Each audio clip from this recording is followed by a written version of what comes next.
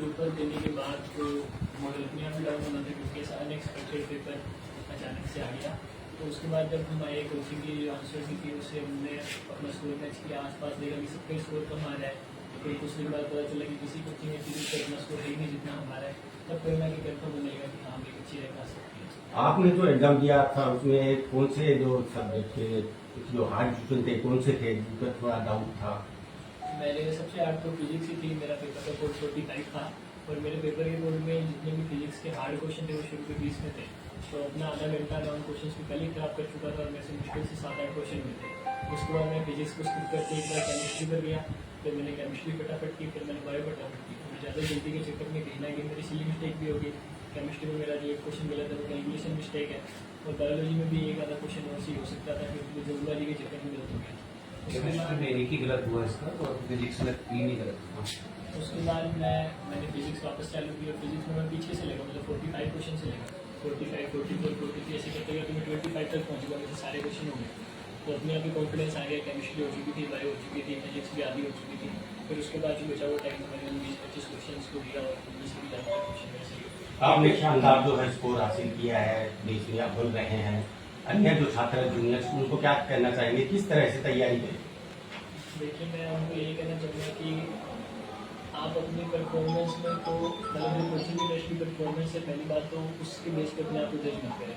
आपका काम होता है कि अपनी मल्टीपल टाइम्स रिवाइज करते रहें, कोचिंग का जो टेस्ट सीरीज का शेड्यूल मिल रहा है उसको रेगुलरली फॉलो करते रहें। Budania sir, Guleri sir, Yogendra sir की जो गाइडेंस सेमिनार के थ्रू भी मिल रही है उनको भी आप फॉलो करते रहें टाइम टू टाइम, क्योंकि यही है जो मेरे को भी यहाँ तक लाइक है। मॉक टेस्ट का कितना बड़ा रोल था इस एग्जाम को क्रैक करने में? देखिए टाइम मैनेजमेंट तो कहीं ना कहीं हम मॉक टेस्ट से सीखते हैं। लास्ट के 54 दिनों में हमारे 22 मॉक टेस्ट हुए और कहीं ना कहीं वो 3 घंटे के जो पेपर हुए तो उससे मेरे को बहुत कुछ सीखने को मिला। कैसे अपना टाइम मैनेज करना होता है। कई क्वेश्चन में जैसे डीटीएस में सर सारे एक्सपेरिमेंट करते हैं, कभी फिजिक्स आर्ट दे देते हैं, कभी केमिस्ट्री आर्ट दे देते हैं, कभी बायो आर्ट दे देते हैं। हालांकि नीट का पेपर पिछले 4-5 सालों से ऐसा नहीं आ रहा था, लेकिन फिर भी हमने गुरु कृपा करियर इंस्टीट्यूट में हर तरह के पेपर की तैयारी करवाएंगे। तो कहीं ना कहीं उन चीज़ों से मैंने बहुत कुछ सीखा कि कैसे अपने टाइम को मैनेज करना है, कैसे अगर फिजिक्स हार्ड है तो उसको स्किप करके केमिस्ट्री पर जाना है, ये आदत भी डलनी चाहिए। तो कहीं ना कहीं क्वेश्चंस को छोड़ने का भी एक बहुत बड़ा रोल होता है क्योंकि नेगेटिव में जो -1 नंबर होता है उससे भी मैं बचना है। तो ये चीज़ें मुझे मोटिवेट से सीखना और मम्मी पापा किस तरह का सहयोग रहा? मम्मी पापा अगर मेरे नंबर कम आते थे जैसे मैं डेली इनसे ज़्यादा बात करता नहीं था और अगर मेरे नंबर इन कम भी आते थे तो ये मेरे को कोई ज़्यादा डांटते नहीं थे। मुझे इतना कहते थे कि आप मेहनत करते रहो और अपने मार्क्स अपने आप ही बढ़ जाएंगे, आप बस लगातार मेहनत करते रहो। आपका डेली रूटीन क्या था? कितने बजे उठते थे, कितने बजे पढ़ाई करते थे, सोने का टाइम टेबल क्या था?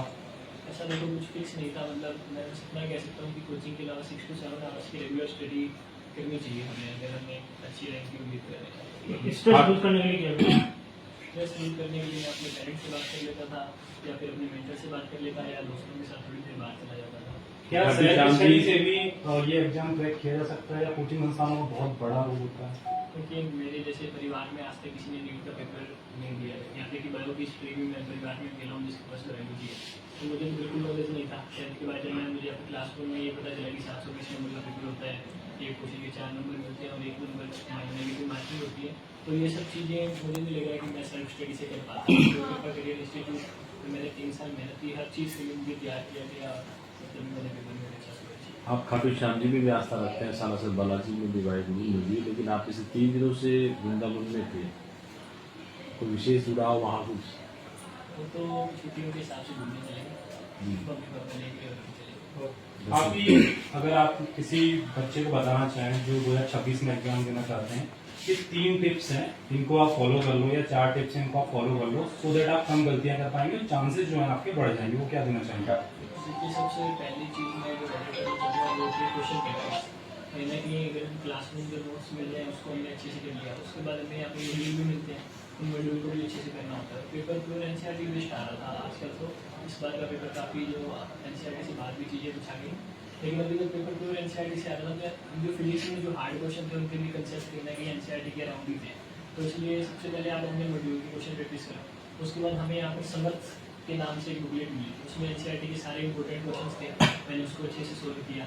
तो आप पहले अपने मॉड्यूल सोल्व करो, अपनी समर्थ सोल्व करो और उसके बाद टाइम मिले तो एनसीईआरटी भी जरूर पढ़ो। बायो की एनसीईआरटी में ज़्यादातर बच्चे पढ़ते हैं, लेकिन जो बच्चे गलती करते हैं वो फिजिक्स और केमिस्ट्री की एनसीईआरटी स्किप कर देते हैं। तो उनको मैं यही कहना चाहूँगा कि आप फिजिक्स और केमिस्ट्री का एनसीईआरटी भी जरूर पढ़ें और क्वेश्चन प्रैक्टिस भी आप बार बार करें कि क्वेश्चन का सेटअप है उसको भी आप 2-3 बार करें। एग्जाम से पहले कुछ समय का चिकन पॉक्स हो गया था, लेकिन आज बंदा ही नहीं किसी को। मतलब वैसे तो मेरे को एग्जाम से काफ़ी पहले हुआ था, 12th क्लास में कुछ चिकन पॉक्स हो गया था, लेकिन तब हमारी बोर्ड्स टेस्ट सीरीज चल रही थी, गोल ओरिएंटेड टेस्ट सीरीज। तो ऐसे में तो मेरा परफॉर्मेंस और दिवाली की छुट्टियों में बीच में उसके बाद में आया, और फिर एक हफ्ते बाद वापस मुझे चिकन पॉक्स की वजह से 15-20 दिन घर पर जाना पड़ा। अब ऐसे में क्योंकि 15-20 दिन का गैप बहुत ज़्यादा होता है, उन चीज़ों को कवर करने के लिए मेरे को प्रॉपर गाइडेंस मिली कुछ पेपर करियर इंस्टीट्यूट से। मेरे जैसे कुछ टॉपिक जो मेरे वीक रह गए थे, कुछ क्लासेज जो मेरी मिस हो गई थी, वो मैंने अपनी मेंटर सर को बताया, उन्होंने मेरे को डाउट नोट के टीचर अवेलेबल करवाए, मेरे को रिविजन क्लास के थ्रू मेरे को टॉपिक कवर करवा दिए। तो ऐसे में पूरा सहयोग इंस्टीट्यूट के यहाँ। ठीक, थैंक यू।